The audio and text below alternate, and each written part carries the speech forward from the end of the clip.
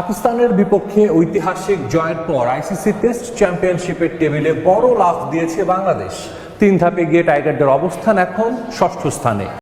নিউজিল্যান্ডের বিপক্ষে জয় দিয়ে টেস্ট চ্যাম্পিয়নশিপ মিশন শুরু করেছিল বাংলাদেশ, কিন্তু পরের 3 ম্যাচে টানা হারে টেবিলের 9 নম্বরে নেমে যায় তারা। রাওয়ালপিন্ডি টেস্ট জয়ের পর পরিবর্তন এসেছে পয়েন্ট টেবিলে। শ্রীলঙ্কার সমান 24 পয়েন্ট থাকলেও হেড টু হেডে টেবিলের 6 নম্বরে টাইগাররা।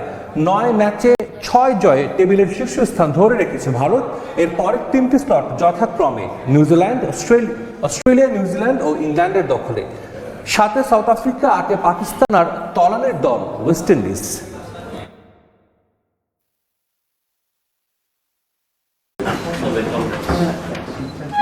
21শে আগস্ট নাজমুল হাসান পাপনের পদত্যাগের পর বিসিবি সভাপতি পদে বসেছেন জাতীয় দলের সাবেক অধিনায়ক ফারুক আহমেদ। স্থবির হয়ে পড়া ক্রিকেট বোর্ডকে সচল করতে কমিটিগুলো দ্রুত বন্টন করা প্রয়োজন। তবে কিভাবে বন্টন হবে কমিটিগুলো তা এখনো পরিষ্কার নয়। নতুন কেউ আসবেন নাকি যারা ছিলেন তারাই চালিয়ে যাবেন? ক্রিকেট বোর্ডের ওয়েবসাইটে 22 জন পরিচালকের তথ্য আপডেট করা হয়েছে।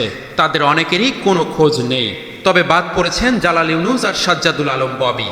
নতুন পরিচালক হিসেবে এসেছেন নাজমুল আবেদিন ফাহিম। বিসিবি সভাপতি ফারুক আহমেদ অবশ্য জানিয়েছেন কমিটিগুলোতে আপাতত কোনো পরিবর্তন আসছে না। ভ্যাকিউম নাই, ডেফিনেটলি দ্য হেড পোস্টটা খালি আছে, বাট আপনি জানেন যে একটা কমিটি যখন থাকে তার সাথে শুধুমাত্র সে চেয়ার করে, মানে head of the committee, but তারা কিন্তু মেম্বারশিপ পুরো কমিটিতেই আছে এখনো।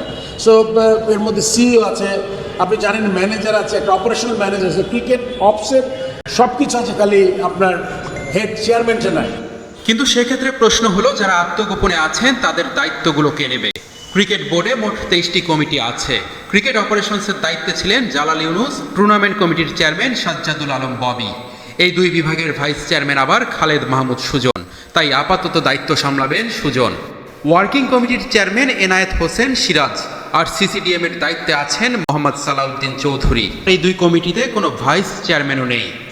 2024 সালে ক্রিকেট বোর্ডের সংশোধিত গঠনতন্ত্র অনুযায়ী পরপর 3টি বোর্ড মিটিংয়ে কোনো পরিচালক উপস্থিত না থাকলে তারা পদ হারাবেন। যেসব পরিচালক আর আসবেন না কিংবা পদ হারাবেন তাদের দায়িত্বগুলো আপাতত অন্যরা সামলাবেন। বিসিবির নতুন সভাপতি ফারুক আহমেদকে এখনও অভিনন্দন জানায়নি আন্তর্জাতিক ক্রিকেট কাউন্সিল, যদিও রীতি অনুযায়ী ক্রিকেটের সর্বোচ্চ নিয়ন্ত্রক সংস্থা এটি করে থাকে। বিসিবি থেকে পদত্যাগ করলেও আইসিসির ওয়েবসাইটে এখনও নাজমুল হাসান পাপনের নাম দেখা যাচ্ছে। ICC nomination committee, membership committee, HR কমিটিতে এখনও আছে নাজমুল হাসান পাপনের নাম। পাকিস্তানের মাটিতে ঐতিহাসিক জয়ের পর সামাজিক যোগাযোগ মাধ্যমে অভিনন্দনে ভাসছে বাংলাদেশ জাতীয় ক্রিকেট দল। দেশের সংকটের মুহূর্তে এমন জয় সবার মাঝে স্বস্তি ফিরিয়েছে বলে সামাজিক যোগাযোগ মাধ্যমে পোস্ট করেছেন যুব ও ক্রীড়া উপদেষ্টা আসিফ মাহমুদ সজীব ভুইয়া। দলগত চেষ্টায় এমন জয় এসেছে বলে জানিয়েছেন মিরাজ শরীফুলরা। পরের টেস্টেও টাইগারদের কাছে এমন ধারাবাহিক পারফরমেন্সের প্রত্যাশা জানিয়ে পোস্ট করেছেন সাবেক ক্রিকেটাররা। ফ্যাসিবাদী সরকারের পতন, বন্যা, নানা কারণে অস্থির সময় পার করছে দেশ। এমন কঠিন সময়ে রাওয়ালপিন্ডি থেকে এলো দারুণ সুখবর। দেশের টেস্ট ইতিহাসে 20তম জয়টা আরও একটা কারণে বেশি গর্বের। পাকিস্তানের মাটিতে যে কোনো ফরম্যাটে এই প্রথম তাদের হারাতে পেরেছে টাইগাররা। রাওয়ালপিন্ডির ঐতিহাসিক জয়ে সামাজিক যোগাযোগ মাধ্যমে বইছে টাইগার বন্দনা। বাংলাদেশ দলকে শুভকামনা জানিয়েছেন যুব ও ক্রীড়া উপদেষ্টা আসিফ মাহমুদ সজীব ভুইয়া। দলকে অভিনন্দন জানিয়ে পোস্ট করেছেন তিনি। সেখানে তিনি আরও জানান, দেশের সার্বিক সংকটাপন্ন পরিস্থিতি এবং বন্যার ফলে সৃষ্ট ক্রান্তিকালে এই ঐতিহাসিক জয় কিছুটা হলেও স্বস্তির। টাইগারদের ভবিষ্যৎ সাফল্য কামনা করেন তিনি। অধিনায়ক নাজমুল হোসেন শান্তর কাছে এ জয় অন্য সবার চেয়ে আলাদা। নিজের জন্মদিনটা জয়ের উৎসবে রাঙিয়ে তুলতে পেরে গর্বিত অধিনায়ক। টি-20 বিশ্বকাপে নানা অপ্রাপ্তি ও সমালোচনার পর দেশের মানুষকে আনন্দে ভাসাতে পেরেছেন তিনি। জয়ের পর ড্রেসিং রুমের আনন্দঘন মুহূর্তের একটি ছবি পোস্ট করেছেন শান্ত। বৈষম্য বিরোধী ছাত্র আন্দোলনে নিহতদের স্মরণ করেছেন টাইগার অধিনায়ক।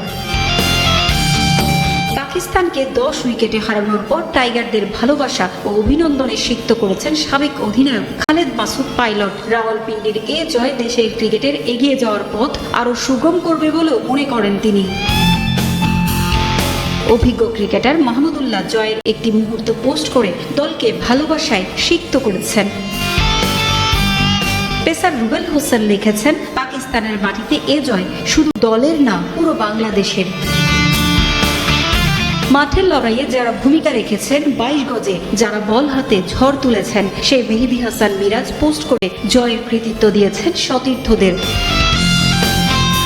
এ জয় পুরো বাংলাদেশের মানুষকে উৎসর্গ করেছেন দলের জয়ে ভূমিকা রাখা পেসার শরীফুল ইসলাম। সাম্প্রতিক সময়ে দেশের ক্রিকেটের অস্থিরতা কেটে দিয়ে আলোর মশাল জ্বালানোর প্রত্যয় ছিল তার পোস্টে। সতীর্থদের শুভেচ্ছা জানিয়ে পেসার তাসকিন লিখেছেন, গ্রেট এফোর্ট এগেইনস্ট পাকিস্তান।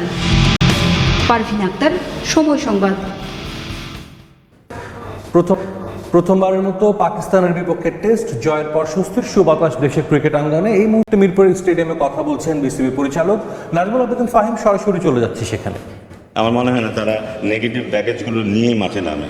তারা শুধু তাদের খেলার কথাই ভাবে, তারা ওইভাবেই কিন্তু তারা নিজেদেরকে তৈরি করে যেন অন্য কোনো চিন্তা অদৌ না আসতে পারে। তার ক্ষেত্রে বলে তাই, ওকে যখন বল দেওয়া হয় ওর অন্য কোনো চিন্তাই থাকে না। ও শুধু ব্যাটসম্যানকে নিয়ে চিন্তা করে, ও কোথায় বল করবে, কি হতে পারে, এর বাইরে বোঝায় কোনো চিন্তাই আসে না। বাফুফের সভাপতি ও সাবেক ফুটবলার কাজী সালাউদ্দিনের বিরুদ্ধে হত্যা চেষ্টা মামলা হয়েছে। বিএনপি চেয়ারপারসন খালেদা জিয়ার গাড়িবহরে হামলাকে কেন্দ্র করে 25 আগস্ট ঢাকার মেট্রোপলিটন আদালতে এই মামলার আবেদন করেন ব্যান্ড শিল্পী আসিফ ইমাম। বাদী জবানবন্দির পর মতিঝিল থানা পুলিশকে অভিযুক্ত এজাহার হিসেবে গ্রহণের নির্দেশ দেন আদালত। অভিযোগে বলা হয়, 2015 20 এপ্রিল নির্বাচনী প্রচারের সময় বিএনপির কার্যালয়ের সামনে আয়োজিত পথসভায় বিএনপি চেয়ারপারসন খালেদা জিয়াকে হত্যার উদ্দেশ্যে অস্ত্রসহ তার গাড়িবহরে আসামিরা হামলা চালায়। খালেদা জিয়ার গাড়িবহরে এ সময় 15 থেকে 14টি গাড়ি ভাঙচুর করা ছাড়াও 4টি মোটরসাইকেলে আগুন দেয় এবং নেতাকর্মীদের মারধর করেন হামলাকারীরা। এ সময় আহত হন খালেদা জিয়ার নিরাপত্তারক্ষীরাও।